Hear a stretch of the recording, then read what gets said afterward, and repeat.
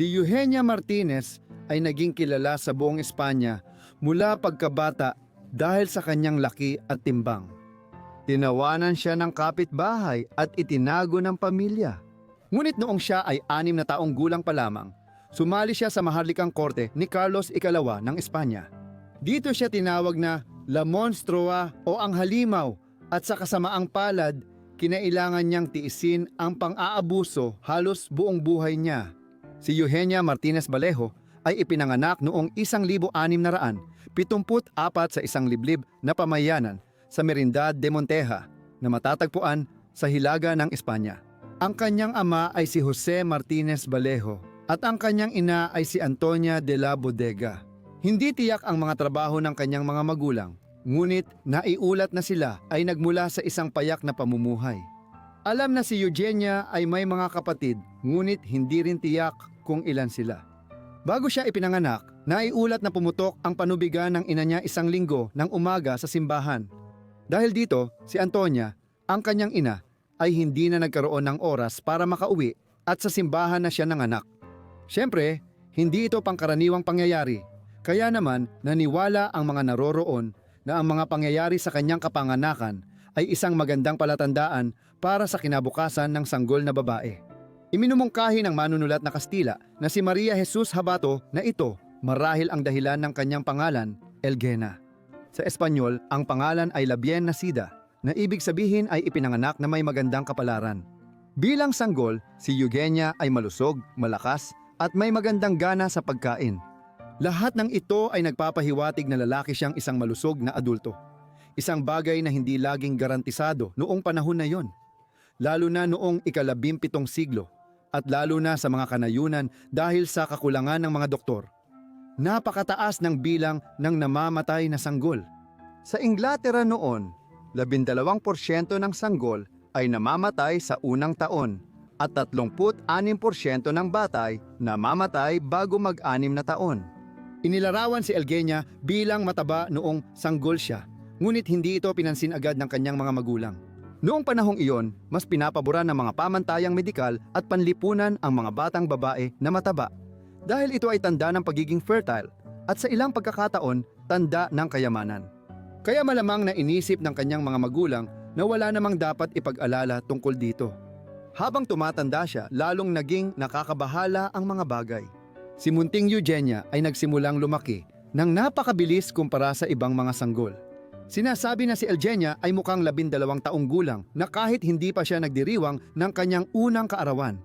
Bagaman maaaring pagmamalabis ito, noong 1 taong gulang pa lang siya, humigit kumulang 20 kilo na ang bigat niya at patuloy pa siyang lumalaki ng mabilis.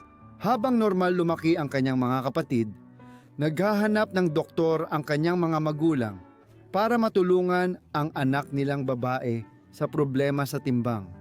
Dahil dito, inilagay si Eugenia sa isang mahigpit na dieta. Ngunit kahit ito ay hindi sapat upang malunasan ang sitwasyon. Habang lumilipas ang panahon, lalo pang lumaki si Eugenia. At dahil dito, paulit-ulit siyang pinagtatawanan ng kanyang mga kapitbahay. Dahil sa ganitong pagtrato, sinubukan ng kanyang mga magulang na itago siya mula sa mga taga roon at tinago siya sa loob ng bahay upang hindi na niya maranasan ang pang-aalipusta na palagi niyang hinaharap sa labas ng kanilang tahanan. Sa kabila nito, mabilis na kumalat ang balita tungkol sa higanting dalaga sa mga kalapit na bayan. At nayon, kaya madalas na may mga estrangherong lumalapit sa kanilang bahay upang silipin siya at pagtawanan ang kanyang itsura. Pagsapit niya ng 6 na taong gulang, sinasabing umabot na siya sa humigit kumulang 65 kilo at dahil sa walang tigil na panunukso, ginugol niya ang kanyang oras na nakakulong sa kanyang kwarto kung saan walang makakakita sa kanya. Gayunpaman, magbabago rin ito dahil hindi nagtagal ay inimbitahan siyang sumali sa maharlikang korte ni Carlos Ikalawa sa Madrid. Noong 6 na taong gulang si Eugenia, isang sugo ng maharlikang pamilya ang kumatok sa kanilang bahay at nagtanong kung pwedeng dalhin siya sa harap ng hari ng Espanya, si Carlos Ikalawa na tinatawag ding ang sinumpa. Kumalat ang kanyang kwento sa buong kanayunan ng Espanya at umabot kay Carlos Ikalawa na labis na naintriga sa mahiwagang batang babaeng may malaking pangangatawan. Siyempre, hindi mapakali ang kanyang mga magulang sa simula. ngunit wala silang kakayahang tumanggi. Hindi malinaw kung alam ba talaga nila ang eksaktong dahilan ng kanilang pagpunta sa kabisera. Akala nila makakahanap sila ng lunas para sa anak nilang babae. Pero sa kasamaang palad, hindi ito nangyari. Noong 1680, 6 na taong gulang si Eugenia nang dalhin siya ng mga magulang niya sa Royal Court. Pagdating dito, hindi nagtagal ang maharlikang mananahi sa pagtahi ng damit ni Eugenia para maiharap siya sa hari. Sinasabing namangha si Charles Ikalawa sa kanyang itsura at agad na iminungkahi sa kanyang mga magulang na siya ay alagaan at maging bahagi ng maharlikang korte na agad namang tinanggap ng mga ito. Isang tagapagsalaysay noong panahong iyon na si Juan Cabezas ay naglathala ng isang polyeto tungkol sa kanyang pagdating sa korte na nagsasabing, Los provicios de la naturaleza, galagado esta corte en una gigante llamada Eugenia Martinez. Ibig sabihin, dumating na sa korteng ito ang mga kababalaghan ng kalikasan sa anyo ng isang higanteng batang babae na nagngangalang Eugenia Martinez. Pagkatapos ay idinagdag pa niya na si kanyang kamahalan Carlos, ikalawa nang mapagtanto niyang ito ay isang himala ng kalikasan, ay nagpasya na makita siya at ipinatawag na dalhin siya sa kanyang maharlikang palasyo sa Madrid, kung saan siya ngayon ay hinahangaan ng sambahayan ng hari at ng lahat ng maharlika ng mga kahariang ito. Bagaman sa unang tingin, parang iniimbitahan ng hari si Eugenia sa palasyo dahil sa kabutihang loob at pagiging mapagbigay. May iba pang dahilan dito. Noong panahong medyebal, naging tradisyon sa mga korte ng Europa ang magpanatili ng iba't ibang nakakaaliw na tauhan. Hindi rin naiiba ang Espanya at dito tinatawag silang gente de placel na maaaring isalin sa Ingles bilang mga tao ng kasiyahan. Sinasabing naging napakabait ni Carlos Ikalawa kay Eugenia at agad siyang isinama sa grupong ito. Ang mga tagapaglibang na ito ay binubuo ng iba't ibang uri ng mga tao, kabilang ang mga payaso, mga unano, mga taong may kapansanan at maging ang mga baliw. Gusto ng hari at ng iba pang miyembro ng korte na palaging kasama ang mga taong ito para maglibang. Lalo na ang hari ay natutuwa sa kanilang presensya kahit na para lang pagtawanan sila. Hindi nag-atubili si Charles Ikalawa na ipakilala si Eugenia sa mga kasiyahan sa palasyo. Dito, hinahanap siya ng maraming mga babae na gustong magpakuha ng larawan o ipinta na katabi siya upang lalong mapansin ang ganda ng kanilang mga payat na katawan. Nakakalungkot, si Eugenia at iba pa sa korte ay hindi binabayaran sa kanilang serbisyo kahit mahaba ang oras ng trabaho nila.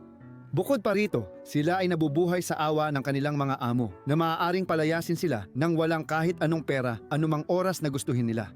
Siyempre, itinuturing ito ng ilan bilang isang malaking kamalasan dahil nabubuhay lang sila para pagtawanan bilang isang palabas ng mga maharlika. Ngunit para sa iba, maaaring ito ay isang malaking swerte. Gumastos ng malaking pera ang mga maharlika para sa la gente de place. Tiniyak nila na busog ang mga ito. Mainit ang pakiramdam tuwing malamig na gabi ng taglamig at may iba't ibang klase at kawili-wiling kasuotan na higit pa sa natatamasa ng karamihan sa mga magsasaka noong panahong iyon. Kahit inaalagaan sila, itinuring lang silang gamit ng mga maharlika at ginagawa ang gusto para sa sariling aliw. Ang ama ni Charles na si Philip ika-4 ng Espanya ay may halos 100 at 10 duwende sa kanyang korte. Pero hindi lang ito para sa kanyang sariling aliw dahil karamihan sa mga maharlika ay nag-aalaga rin ng mga duwende upang palakasin ang ideya ng pagiging perpekto at ang kataas-taasang antas ng naghaharing dinastiya. Ang nagpapatingkad kay Eugenia kumpara sa iba sa korte ay ang katotohanang 2 kilalang larawan niya ang ipinagawa ng hari. Ang mga ito ay ipininta ng artistang si Juan Carreño de Miranda na itinalagang pintor ng korte para sa reyna noong 1671. Sa kasalukuyan, makikita ang 2 larawan na magkatabi sa Museo del Prado sa Madrid. Sa mga larawan, hindi lang mukhang malungkot at hindi komportable si Eugenia, kundi malamang ay nakararanas din siya ng matinding sakit dahil sa kanyang mga problema sa timbang na nagpapahirap sa kanya na manatiling nakapose ng matagal. Sa korte, ipinakita siya bilang isang kakaiba o pambihira dahil sa kanyang laki at patunay dito ang mga larawang ito na pinangalanang La Monstra Avestida at La Monstra Desnuda na ang ibig sabihin ay ang halimaw na nakadamit at ang halimaw na hubad. Siyempre, sa korte, naging malupit sila tungkol sa kanyang itsura at makikita ito sa paraan ng paglalarawan sa kanya ni Juan Cabezas. Sinabi niya na si Eugenia ay maputla at hindi naman masyadong hindi kaaya-aya. Kahit medyo malaki ang kanyang mukha. Ang ulo, mukha, leeg at iba pa niyang katangian ay kasing laki ng dalawang ulo ng lalaki. Kasing laki ng tiyan ng pinakamalaking buntis na malapit ng manganak ang kanyang tiyan. Ang kanyang mga hita ay sobrang kapal at puno ng laman na mapapaisip at mamamangha ka sa hindi kaaya-ayang anyo niya. Ang kanyang mga binti ay bahagyang mas maliit lang kaysa sa isang lalaki at puno ng mga kulubot. Ang kanyang mga paa ay akma sa kanyang katawan. Sa totoo lang, parang sa lalaki ang mga iyon, pero nahihirapan siyang gumalaw dahil sa sobrang laki ng kanyang katawan. Siyempre, noong panahong iyon, walang nakakaalam kung ano ang sakit ni Eugenia. Pero sa ngayon, pinaniniwalaan na siya ay nagkaroon ng isang genetic disorder na tinatawag na Prader-Willi syndrome. Ito ay sanhi ng pagkawala ng paggana ng ilang partikular na genes sa chromosome 15. Ang mga batang may ganitong syndrome ay palaging gutom na maaaring magdulot ng labis na katabaan at type 2 diabetes. Kadalasan, ang mga apektadong individual ay may makitid na noo, maliliit na kamay at paa, mababang tangkad, maputing balat at buhok at ang mga ina ay hindi nagkakaanak. Marami sa mga sintomas na ito ay kapareho ng mga ulat tungkol kay Eugenia noon. Kahit hindi pa tayo siguradong ito ang dahilan ng kanyang itsura. Nakakalungkot madalas pagtawanan si Eugenia kapag naglalakad siya sa loob ng palasyo. Dahil mabilis siyang mapagod at nahihirapan siyang makasabay sa iba. Pinaniniwalaan ding nagkaproblema siya sa hormones at naging baog dahil hindi siya nagkaroon ng regla kahit pagtanda niya. Kahit mahina ang kalusugan at naranasan ang pangungutya, pinaniniwalaang nagustuhan pa rin niya ang pamumuhay sa palasyo.